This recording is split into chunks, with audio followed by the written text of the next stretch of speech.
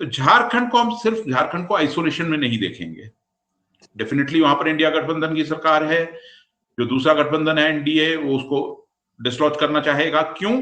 क्योंकि कुछ समय बाद फिर बिहार में भी चुनाव है, और बिहार हम जानते हैं कि उत्तर प्रदेश के बाद राजनीतिक तौर पे इस देश में सबसे इंपॉर्टेंट स्टेट माना जाता है, और वहां भी जो हालात है, नीतीश का गिरता ग्राफ और बाकी चीजें हैं, और झारखंड में खुद जिस तरीके से वहां के मुख्यमंत्री को अरेस्ट किया गया था, उनको रिप्लेस टेम्परेरीली किया गया था, और किस तरीके से वो मामला आगे बढ़ा, तो ये तमाम चीजें जो हैं ये डिसाइड करेंगी कि देश की राजनीति आगे किस तरफ जाएगी। चंपई सोरेन का इतना असर नहीं फिलहाल नजर आ रहा है वहां पर, उनका बीजेपी में जाना। ये कोई मतलब कोई नई चीज नहीं हुई थी। जिस तरह से वो डिसकंटेंट था, जिस तरीके उन्हें बिठाया गया और फिर उतारा गया, ये चीजें हैं।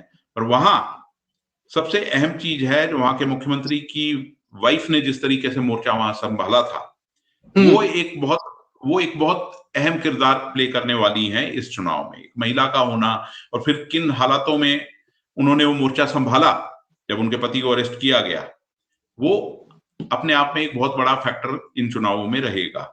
और फिर जब हम बात करते हैं आदिवासी हितों की, और वैसे देखिए नैरेटिव्स में कहने को बीजेपी की तरफ से बहुत बड़े बड़े बयान आते हैं, मोदी साहब की तरफ से भी आते हैं और बाकी भी आते हैं, कितने ग्राउंड पे ट्रांसलेट होते हैं, ये एक सवाल है। आपने 23 सेक्शन में आदिवासी पॉपुलेशन आती है, उनके लिए क्या बीजेपी ऑफर करने वाली है इन चुनावों में, और खासतौर पे बीजेपी का जो एक लार्जर फ्रेमवर्क है उसमें वो कहां अपने आप को देखते हैं, ये दिलचस्प रहेगा।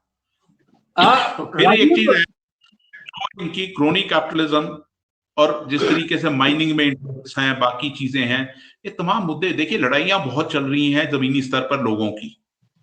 क्या वो एक उस तरह की सरकार चाहते हैं जहां पर एक क्रोनी कैपिटलिज्म का ठप्पा लगा हो जिसपे, या वो उस तरीके की सरकार चाहते हैं कि जहां पर उसके विरोध में कम से कम आवाजों को अकोमोडेट किया जा रहा हो? ये जरूरी चीजें रहेंगी। जी राजीव, आदिवासी का जिक्र किया, चूंकि आदिवासी बहुलता वाला राज्य है झारखंड।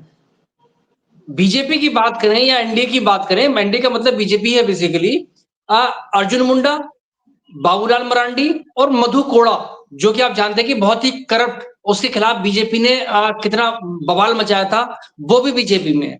मजे की बात ये है। तो ये तीन, अच्छा दूसरा वहां भी क्योंकि इनफाइटिंग तो होगी, जाहिर सी बात है, आदिवासी नेता किसको बीजेपी प्रोटेक्ट करे, क्योंकि अर्जुन मुंडा, बाबूलाल मरांडी भी मूल रूप से कभी झारखंड मुक्ति मोर्चा के हिस्सा रहे हैं सब, तो उसके बाद ये बीजेपी में चलेंगे। तो इस बार तीन लोग बीजेपी में ये शामिल हैं। वो जो इक्वेशन है, ये बीजेपी के लिए एडवांटेज है या नुकसानदायक है? देखिए, जहां तक आपने करप्शन की बात की, करप्ट नेताओं की बात की, तो बीजेपी को जवाब देना मुश्किल होगा लोगों के सामने कि क्यों ऐसे करप्ट नेताओं को उन्होंने मतलब अपने में शामिल किया। हाँ, एक चीज जो उनकी एडवांटेज हो सकती है, क्योंकि केंद्र में सरकार बीजेपी की है, तो इनका जो डबल इंजन का जो नैरेटिव चलता है, क्या लोग वो नैरेटिव दोबारा मतलब एक्सेप्ट करेंगे?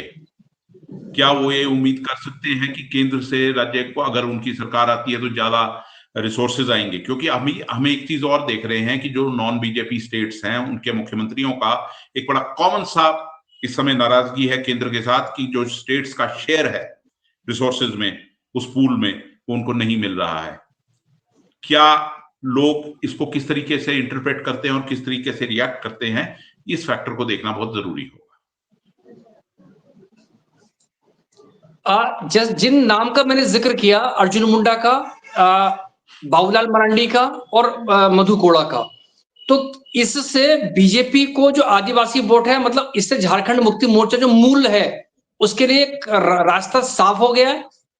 क्योंकि जो सिंपैथी वाला फैक्टर है, जैसे महाराष्ट्र जिक्र किया था, यहाँ भी सिंपैथी फैक्टर है, क्योंकि चंपई सोरेन को तो झारखंड हेमंत सोरेन ने मुख्यमंत्री बनाया था। मुख्यमंत्री बनने के बाद वो बीजेपी में भाग गए। देखिए, वहां के लोगों के सेंटिमेंट जो हैं सबसे ज्यादा जुड़े हुए हैं झारखंड मुक्ति मोर्चा से। अब वहां के नेता निकलकर अगर बीजेपी में आते हैं तो वो सेंटिमेंट तो ट्रांसफर नहीं होता ना। वैसे वो एक डिसएडवांटेज तो है ही, वो एक डिसएडवांटेज डेफिनेटली रहेगा, चाहे वो नेता किसी भी दल को ज्वाइन कर ले। तो सेंटिमेंट्स उस दल के लिए रहते हैं जिस दल के साथ आप मतलब जुड़े रहे हों लोग। और हम सब जानते हैं झारखंड बनाने में और पूरी जो डेवलपमेंट्स रही हैं, जेएमएम का रोल, और किस तरीके से वहां पर जो पूरी मूवमेंट चली, तो लोगों की जो मतलब होता है ना, लोगों का लगाव जो होता है उस दल से होता है, उस दल की आइडियोलॉजी से होता है, ना कि इंडिविजुअल से जो पार्टी शिफ्ट करके चले जाते हैं। तो इस चीज को बीजेपी को एड्रेस वहां पर करना होगा। महाराष्ट्र में भी आदिवासी बेल्ट है और झारखंड तो चूंकि आदिवासी स्टेट है और वो कहीं आपस में जुड़ते भी हैं, तो क्या ये आपस के जो नजदीकी वाले जो एरियाज हैं, इससे दोनों राज्यों के चुनाव परिणाम पर या इक्वेशन में कोई फर्क आएगा या कहीं मिलती जुलती नजर आएंगी?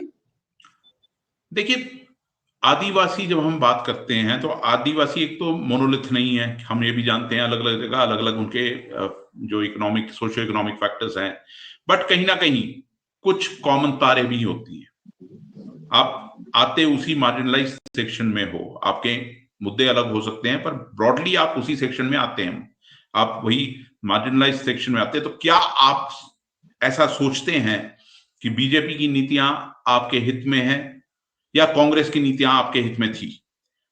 एक समय वो था कि आदिवासी जो वोटर था वो बड़े पैमाने पर कांग्रेस का वोटर हुआ करता था। आज भी अगर आप वो देखें तो कहीं ना कहीं ज्यादा सिंपैथी आपको कांग्रेस की तरफ आदिवासी वोटर की मिलेगी। पर क्या चुनाव फिर हम बाकी फैक्टर्स प्ले करते हैं? फिर चुनाव में कहीं जात का कॉम्बिनेशन आ जाता है, किसी जगह पे अगर कोई मिक्स्ड पॉपुलेशन हो, फिर कहीं किसी जगह पे डिलिमिटेशन अलग किस्म की होती है, किसका पलड़ा भारी रहता है लोकल स्तर पे, जमीनी स्तर पर किसकी मतलब पकड़ ज्यादा है, ये फैक्टर्स प्ले करते हैं। पर मोटे स्तर पर जब हम बात करें तो आदिवासी वोटर ट्रेडिशनली जो है कांग्रेस का वोटर रहा है। आज भी कम से कम महाराष्ट्र में तो आदिवासी